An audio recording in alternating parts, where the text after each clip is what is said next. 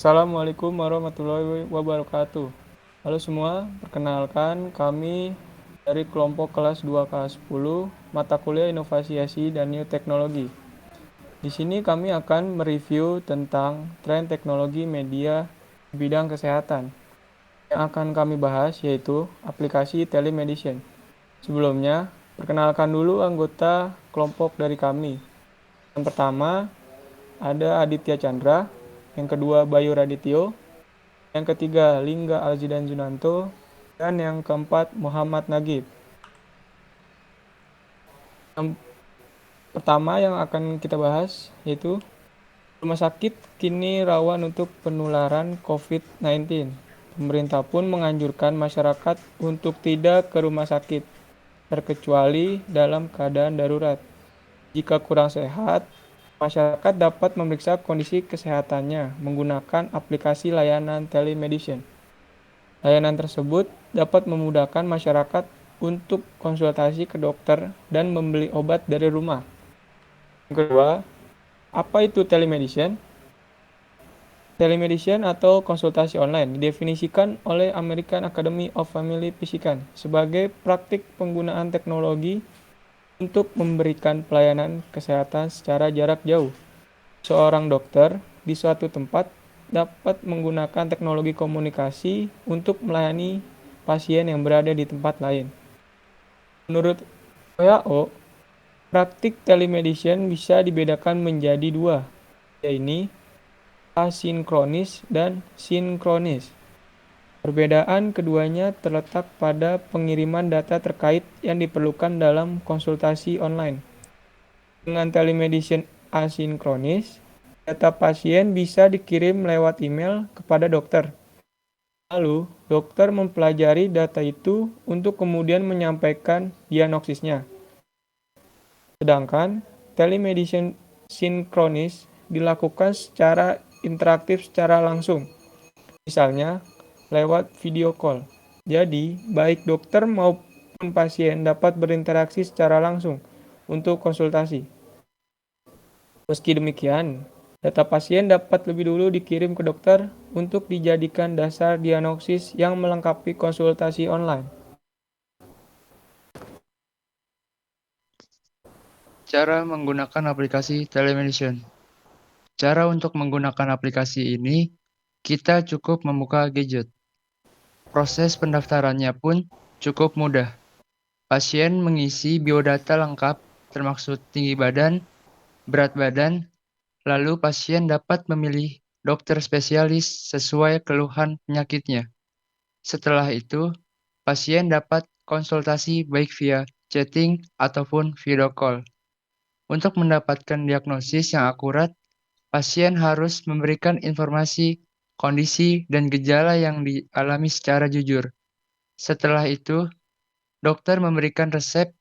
Setelah membayar, obat akan dikirimkan ke rumah pasien. Selain konsultasi, ada juga layanan telemedicine yang dapat dilakukan dari rumah, yaitu teleradiologi, tele-EKG, tele-USG, dan telekonsultasi.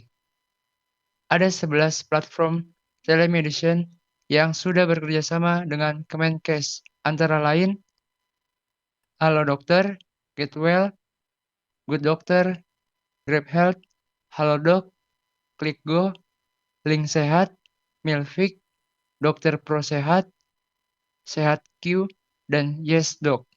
Berikut aplikasi ke-11-nya. Tujuan menggunakan telemedicine.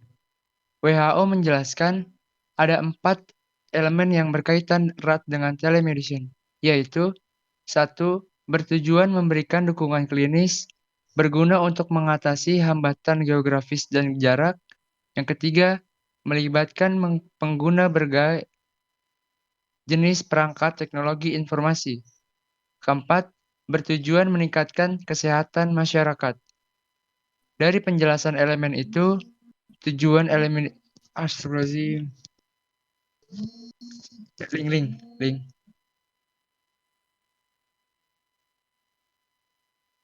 Elemen itu, tujuan telemedicine tidak terbatas pada layanan konsultasi. Ada banyak hal yang bisa dilakukan dengan telemedicine.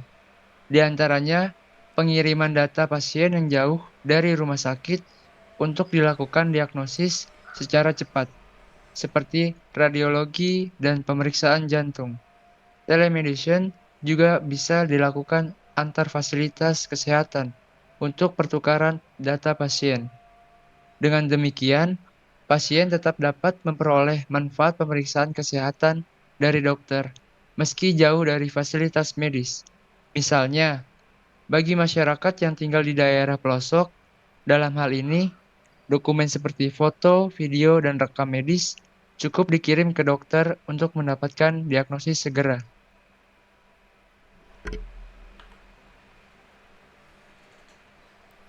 Fungsi penggunaan telemedicine. Fungsi utama telemedicine adalah mempermudah pelayanan medis oleh fasilitas kesehatan, terutama bagi masyarakat yang sulit terjangkau atau mengakses fasilitas tersebut. Namun, dibutuhkan dukungan infrastruktur dan pemahaman mengenai teknologi informasi yang memadai dalam penerapan telemedicine, khusus dalam soal konsultasi kesehatan menggunakan internet.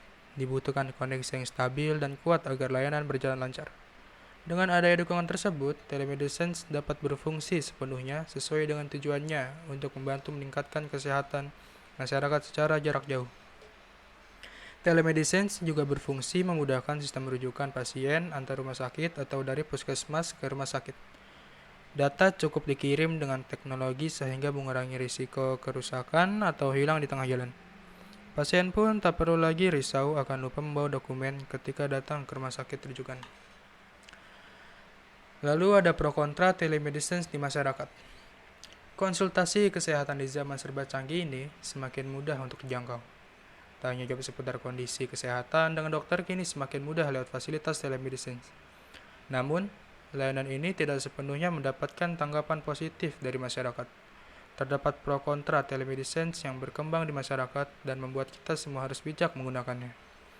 Kelebihan telemedicine adalah teknologi ini bukan lagi dipandang sebagai suatu hal yang aneh, bahkan sudah biasa dilakukan oleh masyarakat.